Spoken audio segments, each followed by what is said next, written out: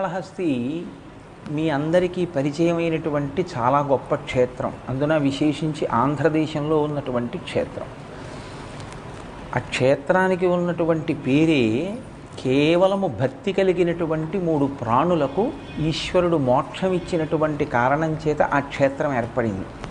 శ్రీకాళము హస్తి, శ్రీకాళహస్తి, సాలెపురుగు, పాము, ఏనుగు, ఈ 3 కూడా ఈశ్వరుణ్ణి అర్చించడానికి యోగ్యమైనటువంటి స్థితి కలిగిన ఉపాధులు ఉన్న ప్రాణులు కవు.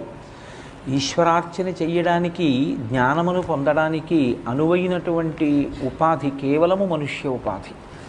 కానీ అటువంటి అవకాశం లేనటువంటి ఉపాధుల యందు ఉన్న విశేషమైనటువంటి భక్తి తత్పరతతో బతికాయి కాబట్టి, ఈశ్వరుడి కోసం మరణించాయి కాబట్టి, ఈశ్వర సేవ గురించి మరణించాయి కనుక